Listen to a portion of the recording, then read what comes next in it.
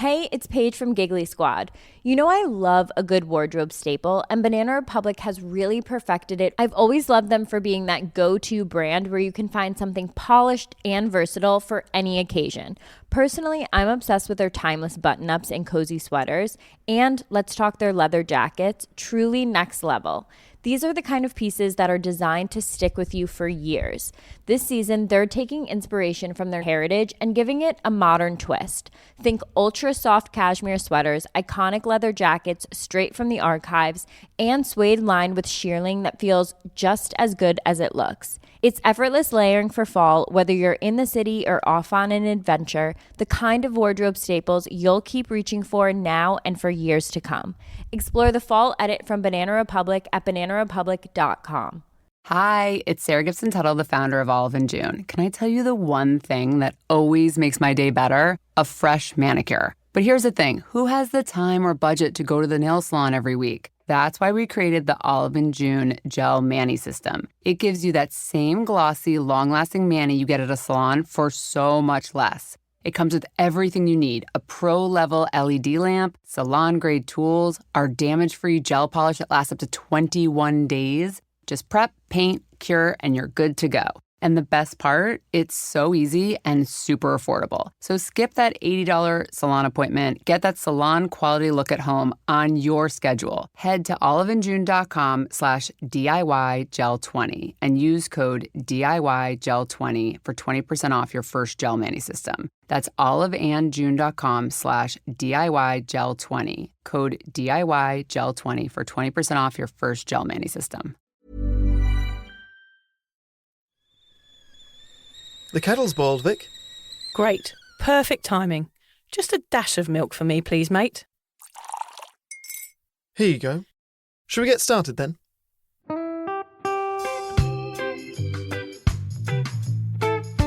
Have you ever woken up on a Sunday morning and said, I'm never drinking again, and then found yourself waving $50 at a barman by happy hour?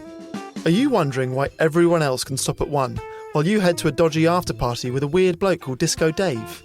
If so, it might be time to take a deeper look at your relationship with your reliable social crutch, alcohol.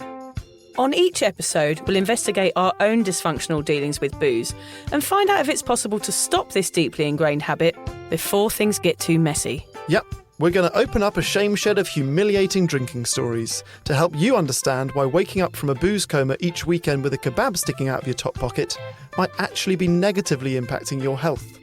Hamish and I are here to delve into what it's like being sober, an unwanted warts and all look into why giving up those cheeky pints or putting down those mummy wines will make you feel happier, help your anxiety and mental health, and turn you into the most sparkly, authentic version of you. Won't that mean I become boring though, Vic? Well, Hamish, we'll just have to wait and see. I'm Victoria Vanstone. I'm Hamish Adams-Cairns. And this is Sober Awkward. My parents have just booked another cruise holiday, Hamish. They go on as fit as fiddles and then they come off limping with COVID and lots of new mates. They absolutely love it. They're always trying to persuade me to go with them, but I don't because actually I imagine cruises are massive boozed fests. Yeah, of course. Where are they going? Oh, they always go off round. Well, they actually don't even get off the boat anymore, so they don't visit any places.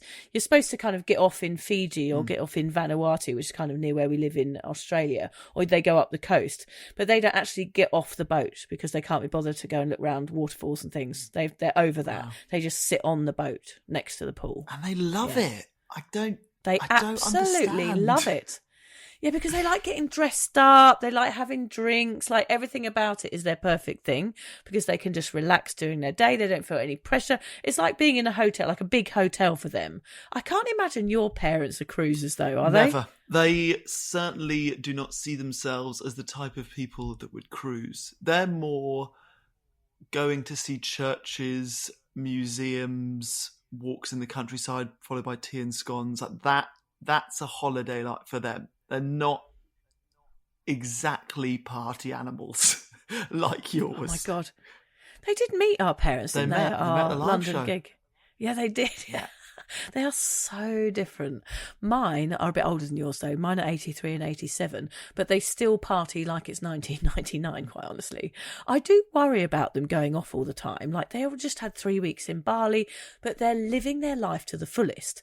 I think it is what keeps them going. My mum dragging my dad around the world until his knees give up on him. They're really quite legendary, my parents, kind of legends with slight limps, actually. I love it. They're doing in their 80s what we should be doing now. They go holiday to holiday to holiday. They are epic. Yeah, they are quite epic. My parents, 10 years younger, party like they're 129. Yeah. It's mainly tea-based parties, I reckon. Yeah. Tea and books. Pretty much like us. Yeah, true. Yeah, it's like us now. Tea and books is basically me to a tea, if you know what I mean.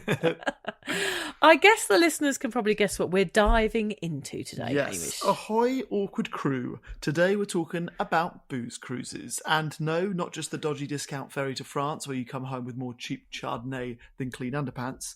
We're talking about cruise ships, or as we like to think of them, giant floating bars. Yeah. It's the only place where you can watch a Broadway show, eat your body weight in prawns, and black out before sunset, all without leaving the pool deck. So, is it always smooth sailing going on a cruise sober? Or more like a sinking ship? A tipsy Titanic, maybe, Hame? Yeah. We're going to go full punt today, are we? Is that what? Okay, Yeah. good. I'm happy to commit Yeah. to that. Okay, It feels like a dad joke opportunity not to be missed. So, batten down the hatches, me hearties, grab your life jackets and prepare for a deep dive into why alcohol and ocean travel have been bedfellows since the days of rum rations. I'd like to do that in a pirate accent, please. Okay, I feel like I've done my pirate accent recently as well, but I will give it a crack. Batten down the hatches, me hearties, grab your life jackets and prepare for a deep dive into why alcohol and ocean travel have been bedfellows since the days of rum rations. Oh, it's pretty I don't good. know why he was Irish. It was an Irish pirate. I liked it. It worked. Okay. So before we dip our deck shoes into the murky water, Vic, have you ever got pissed on a boat or a ferry or even a cruise or been on one of those party cruise ones? What do you think? Yes to yes to all of the above, probably. Yeah. I mean, as kids, we used to go on the booze buying run to France. It was cheaper to buy wine and beers there than it was in England for my parents' parties. And we'd come back with the Citroën exhaust after a visit to Super U, scraping along the road on the way back. So, yeah, we used to go on the booze runs on the ferry. And then my parents would always go for the posh dinner. And me and my brothers and sisters would go into the cabin and play Uno. So my parents would rush. You know, we used to rush onto the ferry to get the seats in the nice restaurant. So we also used to go to Henley Regatta every year, which sounds very posh, but is actually just another massive piss fest. I never saw any boat racing when I was there. In fact, I crashed the boat into a bridge while singing songs from My Fair Lady. I think it was quite fun, Henley Regatta, though, as far as I can remember. We did have a boat growing up, Hame, the Maestro. I need to stop you right there because I thought I was the posh one in our friendship. No.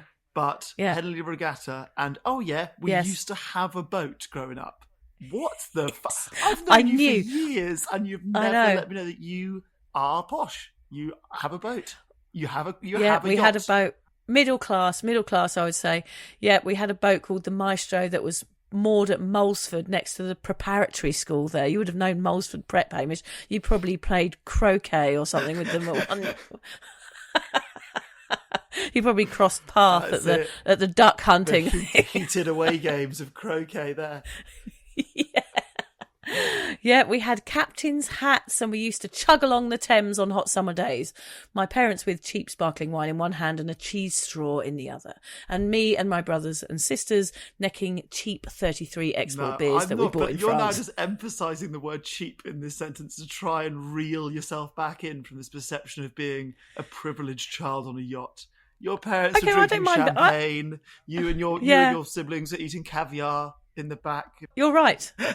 You're right. I was trying to do that. You've actually nailed me there Yes, to got you.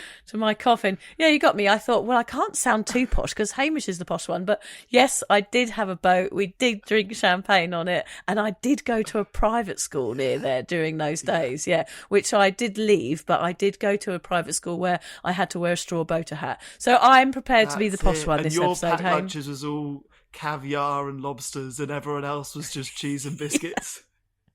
Boursin cheese in my sandwiches. I mean, they did let me take that boat out on my own with my mates when I was 18, which was a terrible idea because we all used to get back out drunk, wasted, driving it and be doing the locks and jumping off the roof and stuff. I remember like not putting petrol in it and having to kind of row it back into shore with the bases of beds one time and my parents finding out. I used to get in massive trouble every time we borrowed it. We'd make promises to be well behaved, but we never ever were. I would like to say that we drank Pimm's and ate cucumber sandwiches on the boat like proper Brits, but it was not quite as civilised as that. It was more, like the programme Below Deck. I'm surprised your We parents got on there. didn't know you better.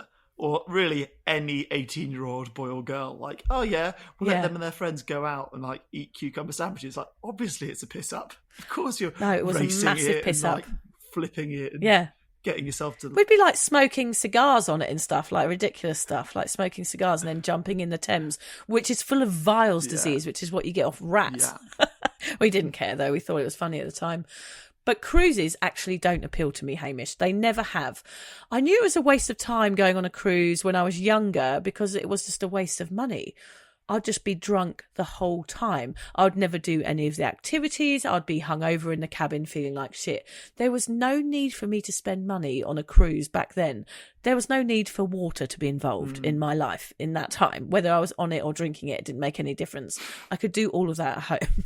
Now I don't want to go because I would imagine there is booze being tipped down everybody's throats in every direction I was to look, and constantly in my eye line. I mean, cruises scare me a bit now. You've basically trapped thousands of people on a floating hotel with an all-you-can-eat buffet and bottomless cocktails. What could possibly go wrong? I'm surprised that you said that back in the day you thought that'd be a waste of money. That sounds like back in the day Vic would have loved it.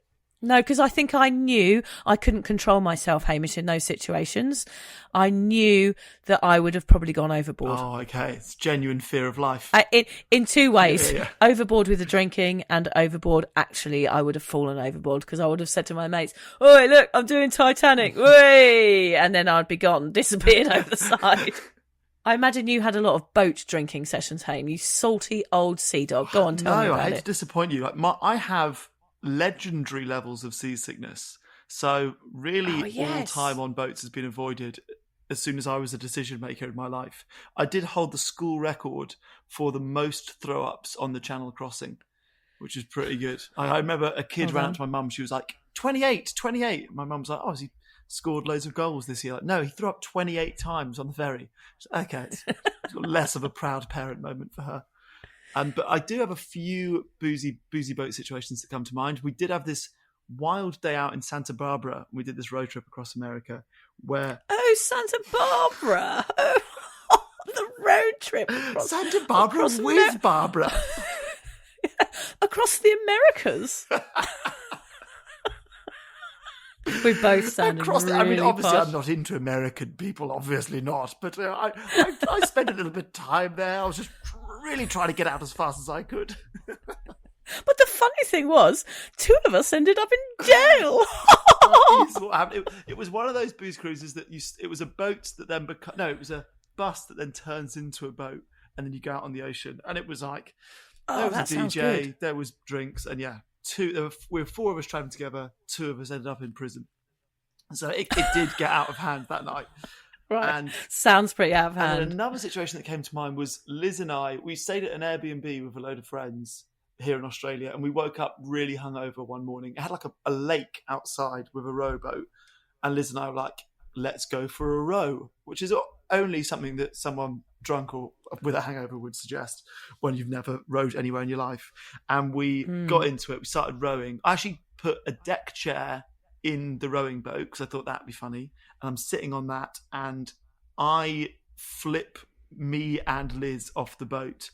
And at the bottom of a pond or a lake is thick sludge. So we had to like scream out to the people that were still sleeping hungover in the Airbnb to come and rescue us as we're walking in knee-deep sludge to get out. The smell when we got out, this happened like years ago. The smell, still people on that trip like, I can remember distinctly what you guys smelled of when we like dragged you out of that lake. So that was not a wonderful moment or smell to deal with on a hangover. I think, Hamish, the being hungover on boats is actually probably worse than being drunk on them. Because I remember there's been a few times where, when I was living in Thailand, when I was living in the Orient, Hamish, I remember having to go from island to island, the sort of island hopping events, and you'd get really drunk in the first place, and then you'd be hungover and have to get on a boat and trying to eat all the horrible packets of crisps and drinks and stuff on the boat to try and make yourself feel better. I think being on a boat hungover is actually definitely worse than being on a boat drunk, for I don't sure. think I've ever done that. That sounds awful. Yeah, but then on rancid. The cruise front, I'm the same as you. I've never been on one. I'm pretty sure I would hate to go on one because it sounds to me like it's a floating Westfields, and Westfields is my unhappy place. But Liz worked on cruises for 6 years, so she's always been encouraging about, hey, we should do one together. I think there's a Disney cruise which she's quite up for doing with the kids.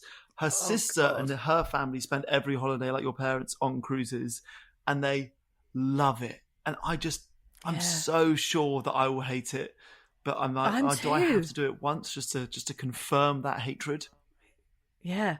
My Auntie Pat's coming over in February and they've booked a cruise already. They're like, you've got to come. They've got silent discos. There's quizzes every night. Like, I like the idea of the events, but I don't feel the need to do them at sea. I don't feel the need to sleep on a boat overnight. Yeah. Do you know what I mean? But kids will probably love it. So then you got the guilt of the kids will probably love it. But I will hate it. And I will go in with the energy of, I'm going to hate this. And no one wants to be around that energy. The only thing that I like the idea of on cruises is how good the stars would look. Like if you're in the middle of the ocean, I'm sure the stars would look amazing. But that's the only thing. I'm not sure if I'm willing to just mope for most of the daylight hours in the hope that it's a clear sky at night. I think I'd like the outfits. I'd quite like to wear like some sort of long caftans and sort of float around like something out of The Real Housewives. And I can imagine you wearing some sort of little seafaring outfit, some like white shorts and a white cap. Yeah, little sailor boy outfit. Yeah, I'd quite like that. Would be quite fun. Dressing up like an idiot, that would be good. Well, I'm always up for dressing up like an idiot, but like you say, I don't need to do that on the ocean. No, Just I agree. do that at home. Yeah. There is something uniquely chaotic about drinking at sea. I mean, you're already battling blazing sun, reflective decks, and salty sea air that leaves you dehydrated. Then you add a few cocktails, and suddenly you're swaying. People blame the waves for their wobbly legs, but really, it's probably the daiquiris. On land, you treat sunstroke with water and shade, but on a cruise, people decide the cure is another margarita. Yep, sun plus booze plus ocean equals pure chaos. And as you know, dear awkward listener, Hamish and I love digging into why so much in this life correlates with having a few bevies and finding out why so many different pastimes and alcohol are so intertwined. Where do you think this culture started, Hamish? Booze on boats? I have a theory. And I think it is based on the fact that really, on a boat, there is nothing else to do. I mean, sailing is pretty low maintenance. And then the engine came along and you had even less to do.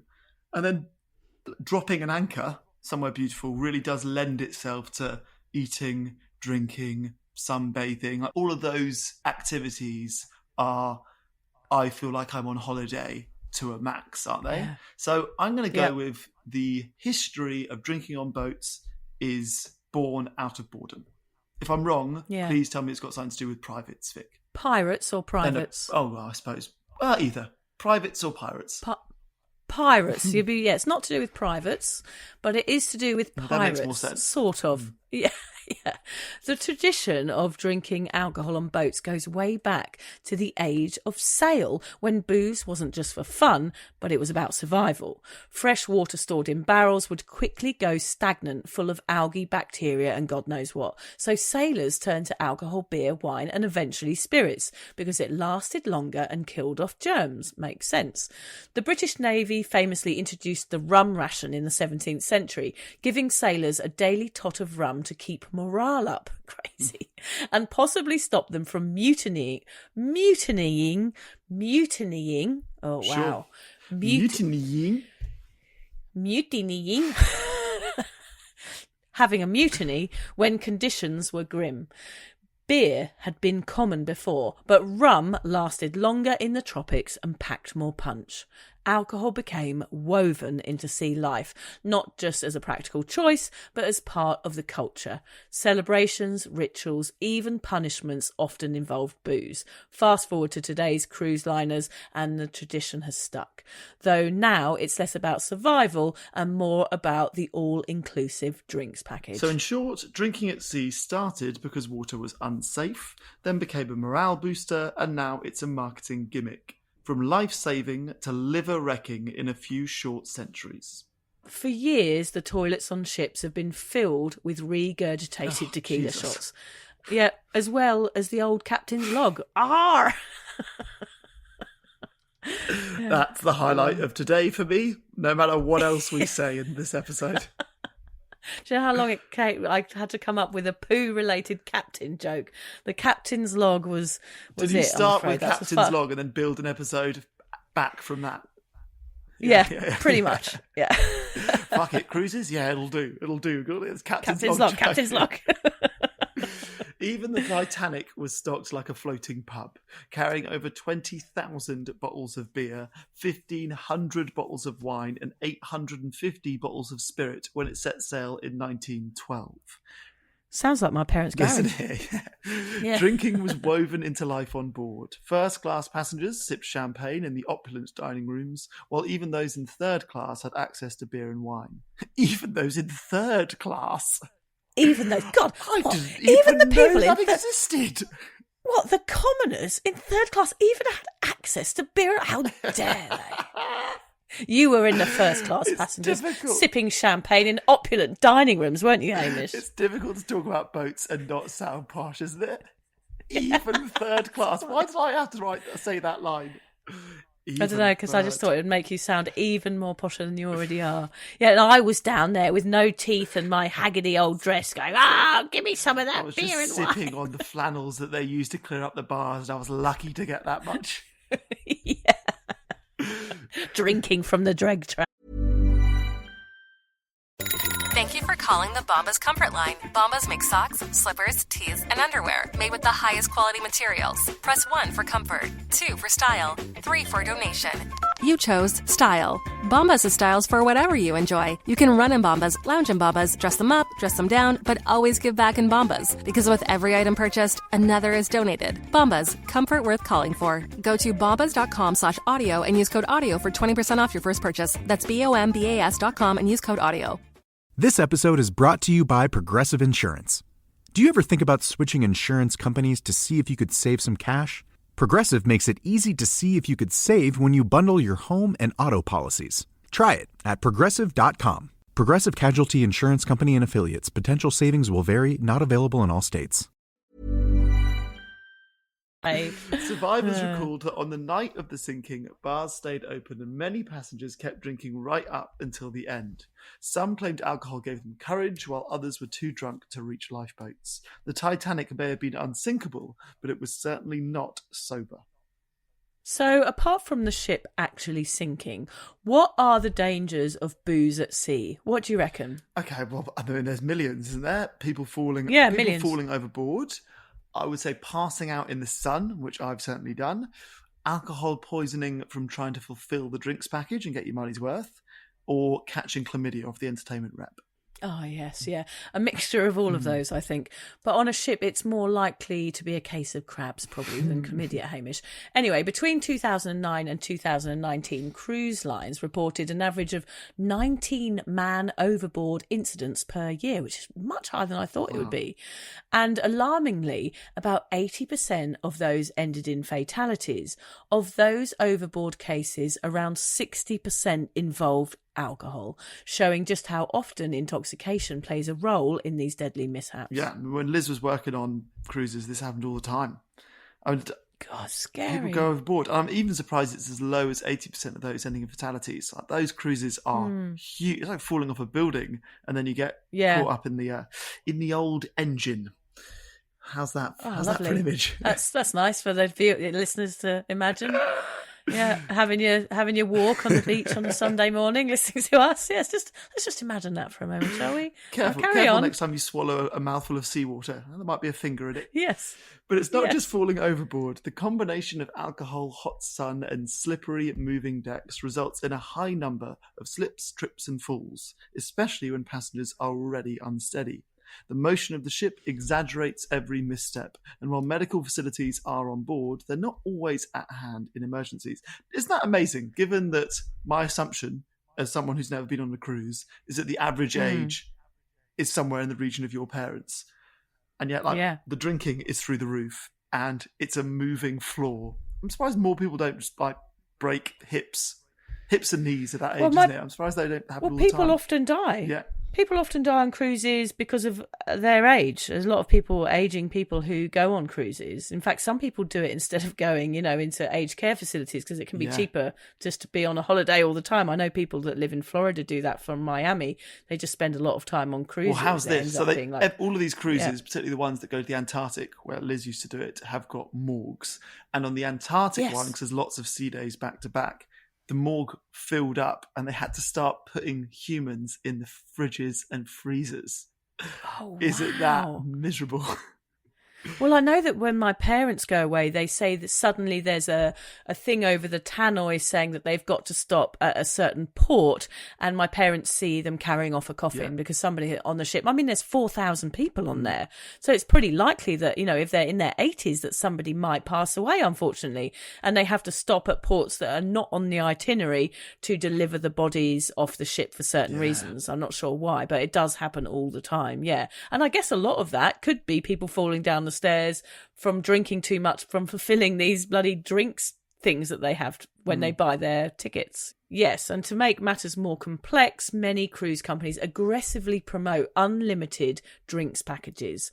While tempting for guests, these offers often encourage people to drink far more than they would on land, raising the risk of accidents, injuries, and poor decision-making at sea. Okay, let me stop you here for a second. That's what I was going to say. I wonder how much more people drink on a cruise ship compared to landlubbers in pubs. What do you reckon? I actually did a bit of research on this point. So I had a look, Vic, at a 3-day seacation, which is not a term I'd ever heard before, but your parents will be familiar with it, with Princess Cruises that you and I could take leaving from Sydney and arriving back into Sydney after 3 days in January. Okay, so the cheapest room that I could find is $967 per person. That is without booze.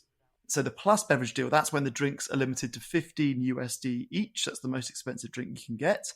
And you are capped at 15 drinks per day, right? That's the plus beverage. That's the first category of all-inclusive.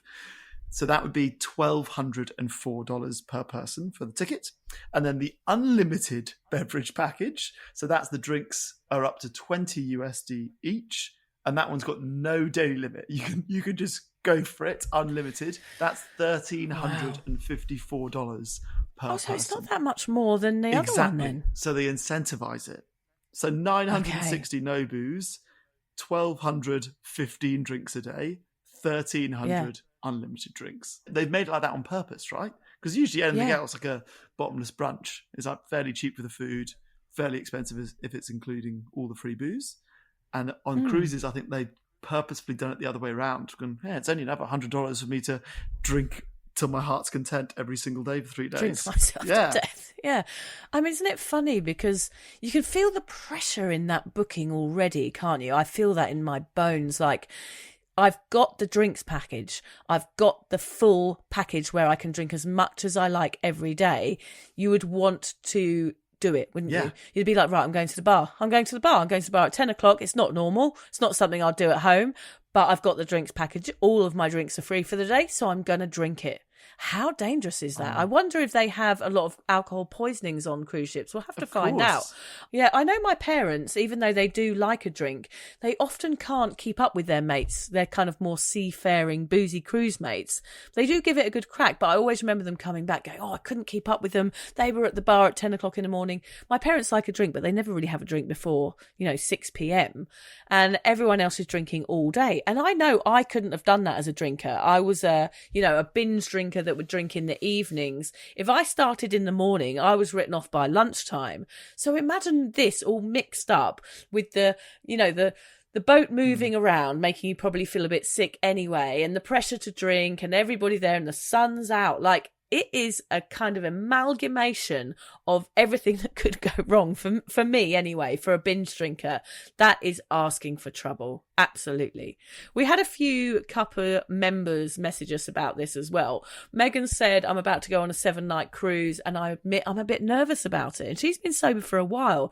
She said, I've purchased the soft drink package and I'm hoping they will have some nice mocktails. I've been on a lot of cruises before my sober days and she's just worried about going into this without having a drink, which I'm sure everybody would be.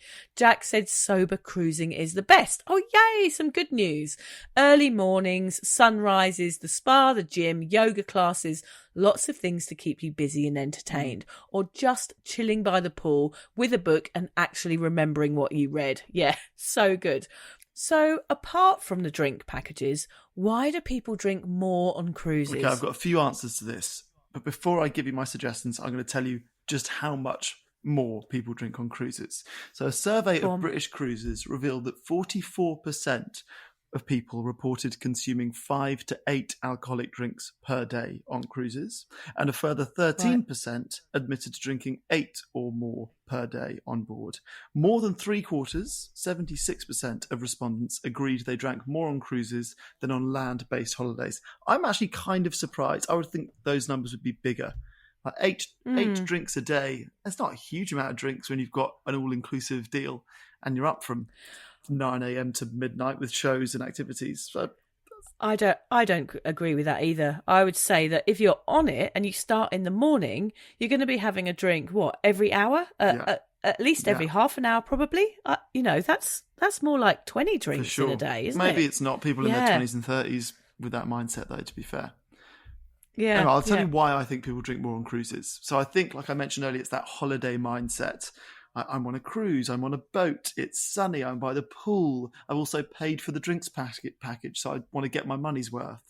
I think it's a lack of responsibilities. We feel that. We went on a holiday recently where we didn't have to cook or clean because we ate out and we had a nanny. And we're like, when you've got all this time on your hands, like, you've got so much time to fill, with no responsibilities, no driving, no work, no school runs, no housework. Fair play. People want to drink, and I totally understand why, because you've got all this time. I think there's the peer pressure and the social atmosphere of everyone's on this holiday together. Other people are drinking on the tables next to us. There's the fact that the cruise companies market booze as part of the experience. It's sort of, both of us think cruises and think alcohol, and I don't think that's an accident. And it's also obviously what society says is fun. We're on holiday. Alcohol enhances any situation. You'll have more fun if you drink, so we're going to drink. Yeah, definitely all of those. And people drink on cruise ships for the same reason they drink everywhere else, because they've been sold the myth that booze equals fun. It's less about living the dream at sea and more about decades of conditioning, telling us we can't socialise, celebrate, or even relax without a drink in hand. Whether you're on dry land or bobbing about in the middle of the ocean, alcohol is plastered over every menu, every package deal, every happy hour. Add the government's raking in booze taxes and cruise liners flogging all-you-can-drink packages, and you've basically got a system designed to keep us all half cut. I guess it's just been going on so bloody long that unless you are sober and trying to live a life without getting wasted, it's hard to see the problem with it. It's so normalised that it's not until we go sober and look at it from the outside that we actually even notice that it's all a bit messed up. Yeah. It's not all bad news, though. Let's talk a bit about sobriety at sea. We recently were sent some alcohol-free drinks from a cruise company because they were promoting what they had on board for Dry July. We were actually quite surprised, weren't we, Hame? It was nice to get some freebies in the post, but from a cruise company, it was a bit of a shock because we just didn't think that's something that they did. So even if you do have some AF drinks on hand, is it possible to enjoy a cruise without a cruiser? Well, Jack would say yes, and we would suggest that you can go and find the non-boozy activities like those that he listed. There are cooking classes, shows, spas, fitness, excursions. It's in a way like a sober person's dream. If you reframe it and ignore the booze, it's basically just non-stop craft, entertainment and endless opportunities to sit in a deck chair and do a crossword. Yeah, that's exactly what my dad wants to do. So yeah, that's why he loves it. I want to do all of this, just not on a boat, you know? Yeah, I don't need to do it on a boat, but there's nowhere else to do it. I don't know why it just all happens on a boat. This is why I love Centre Parks. Let's take that out of the equation. Yeah, go to Centre Parks or Butlins. That's much better. I do love it. Yeah, so much more fun. When you take alcohol out of the equation, holidays stop being about the bar tab and start being about the actual experience. You begin to notice the things you missed when you were 2 cocktails down by midday. The colours of the sunset, the sound of the sea, the food you actually taste, rather than just shovel in to line your stomach. Travel shifts from where's the next drink to what can I see, feel and experience here. Instead of anchoring your day around happy hour, you start filling it with real memories, swimming, exploring new places, chatting with locals, going on excursions you never bother with hungover. You're present. You go to bed at a decent time and actually remember what happened the day before. I reckon it's also about connection, Hame, with, you know, the people you're travelling with and with yourself. We're going there. You can find joy in the journey, but not in the glass. Sober holidays are about stories you'll actually remember, as we've said, not ones you'll have to piece together later with a sense of shame and some peeling sunburn. You find joy in the journey, not in the glass, is a really nice bit of writing from you, Vic. Thanks. Find pleasure in the journey, not in the bottom of a glass. Sometimes a bit of vomit comes into my mouth when I'm writing because I'm trying to sort of be cheesy, but I want to be joyful and grateful and I want to give good advice. But I must admit, sometimes I do feel a bit sick. You are the people that you hate, I think, every now and then. Sometimes. Well, I think sometimes people want positivity, so I have to try and push myself out of my negative state of mind and try and, you know, appease people that are listening to this podcast by going, it's going to be okay, guys. We're all going to be fine. If somebody said to you, find the joy in the journey, not in the glass, you would tell them to fuck off. You would instantly Yeah, I would, yeah. Yeah, I would. You what? You find the fucking journey in the fucking glass? Are you joking me, mate? Bloody hell. Get a life. So when you focus on the travel experience instead of the bar, you come home with souvenirs that aren't just fridge magnets. You come home with actual moments that you'll keep. And if you got lucky, that case of the crabs too. Yeah, excellent. I reckon I could do the Macarena after dinner at the captain's table. Maybe we should do a cruise together. I think I could handle 6 buffet dinners a day and the creepy bass player inviting me back to his cabin for an after 8. The most 80s reference ever, Vic. I do know what you mean, though. I think I'd like doing karaoke and I like doing the group exercise on the deck in tight shorts. Sort of like a kind of fantasy that I have. Yeah, I bet you often dream about being a naughty cabin boy and swabbing the decks in tight shorts, don't you? That's exactly it. How did you guess? Once the decks are chamoised, time for a cheeky game of hide the sausage with the captain after lights out. Yeah. God, it does sound like an episode of Below Deck now. Ahar! But we should actually go on a cruise together, Hamish. I think that's going to be part of our sober... Well, I know, I don't want to spend the money. I don't care about the money. Yeah, what if we both hate it? No, but it is about the money as well, because why would I spend $3,000 going on a boat when that's a bloody good holiday? Do you know what I mean? That's plane fares somewhere I'm interested in. There are crazy cheap ones. There's ones that go, funny enough, from Sydney to Brisbane, so near me to near you, which are like nothing, like $100 a night or something. I met a group of lads that do it as their lads' holiday every year. And obviously $100 a day would not include booze, but they do it as like their lads' holidays. They just get a boat from Sydney to Brisbane and then fly back and just get absolutely mullered for 3 days, I imagine. Right. Yeah, because there's all sorts of cruises, aren't there? It's like comedy cruises. Yeah. We could do the Disney one. Like your Nelly. There's a sexy one. There's a sexy one. There's a sexy one. That is the Disney one. No, that's not the sexy Depending on how you feel about Minnie Mouse. Yeah, Mickey. I'm more of a Mickey. I sway towards Mickey in my orientation. I mean, I'm sort of up for it to try it, but I feel like do you know what, Hamish? I think we should do it. I think you should fly up here once, right? And I'll book us a ticket and we'll go back down to Sydney for 3 days on a cruise ship and we'll film it and we'll share it with our Sober Awkward listeners and we'll do an episode of us out of the comfort zone, which was our episode about RSD last week. And we will step out of it and we will do a cruise, the two of us. We'll absolutely hate it, but it could make quite good content. Could we say you give us free tickets and we'll do a live we'll do a live Sober Awkward show to a room full of drunk old people who absolutely adore alcohol, and we'll just get booed for 45 minutes. That is an experience I would do. A Sober Awkward live show on a cruise ship would go down like the Titanic, quite honestly. At midnight on a Saturday night, that's the show time I want. Hey guys, booze is a Class A carcinogen. Just telling you why you go to your drinks tabs. Yay! Why don't you love yourselves? Question this.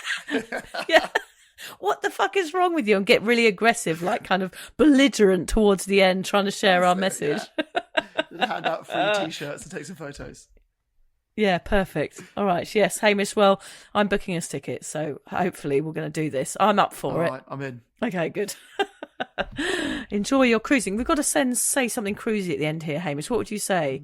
Welcome aboard or something like that.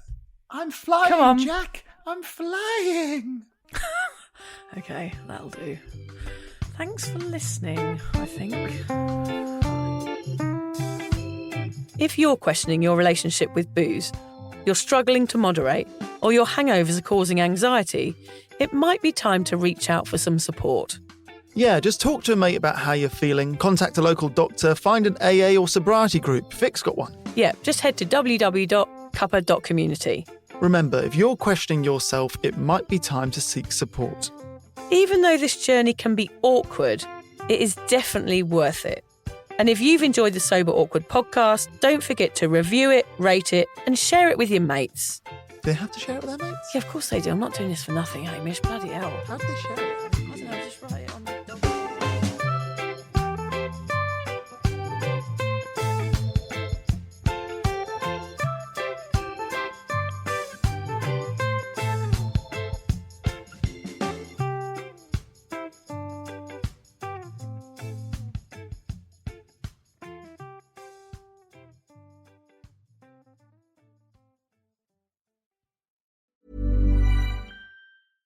This episode is brought to you by Progressive Insurance. Do you ever think about switching insurance companies to see if you could save some cash? Progressive makes it easy to see if you could save when you bundle your home and auto policies. Try it at Progressive.com. Progressive Casualty Insurance Company and Affiliates. Potential savings will vary, not available in all states. Hey, it's Paige from Giggly Squad. You know I love a good wardrobe staple, and Banana Republic has really perfected it. I've always loved them for being that go-to brand where you can find something polished and versatile for any occasion. Personally, I'm obsessed with their timeless button-ups and cozy sweaters, and let's talk their leather jackets, truly next level. These are the kind of pieces that are designed to stick with you for years. This season, they're taking inspiration from their heritage and giving it a modern twist.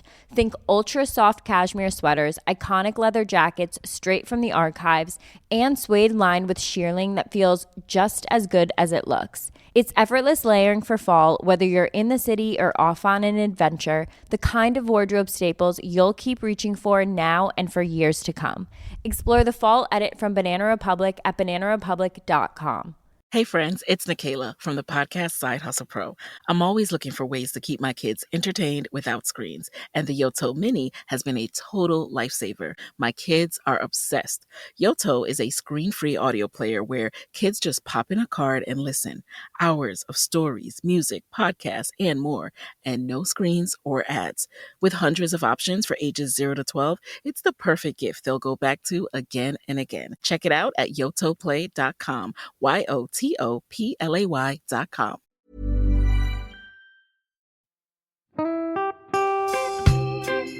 So, as you probably know, my comedy memoir, 1,000 Wasted Sundays, is officially out. All my magnificent fuck-uppery in one awkward hit. If you'd like to get your hands on a copy, it's now available from all good bookstores. We always say all good bookstores, don't we? Yeah. Are there bad No, bookstores? it's probably ones with moody sellers. Oh yeah, really Yeah. depressed librarian folk. Yes, Okay, yeah, good. yeah. So there are probably some, but we're only storing it in the good ones. It's only made it into the goodies. You can also get it from all good online retailers. The print version and ebook are out now, and the audiobook will be available in March.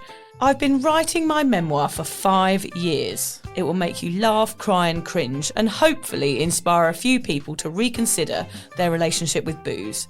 If you love the podcast, then I think you'll love the book, even if I do say so myself. Hamish has read it. What did you think? I feel like I know a little bit too much about you now, to be honest, Vic. Look, I really loved it. It was hilarious and surprisingly moving, but I feel like I've seen you naked in a literary sense. Yeah. Does that make sense? Yeah, that's worrying. Yeah. From an emotional point of view, seriously, it wobbled my teeny weeny wooden heart, Vic. Okay. My teeny little wooden heart. Well, his teeny little, his wooden heart is broken. Anyway, so if you do manage to get your filthy mitts on a copy, please do me a favour and head to goodreads.com and give me a review. Doing that will help me get it out there to those that need a bit of sober support. So there you have it. My story, unwanted warts and all. Come and get awkward with me. Not to be too demanding or anything, but seriously, go and buy it now. Yeah, go and buy it. Go and buy it right now. Yeah, don't just tell your friends, buy it, and then buy your friends one or two. Yeah, don't give them a copy. Buy it, yeah. And you know what? Don't be careful where you store it. If you lose it, you can always buy another 5. Buy another one. Yeah.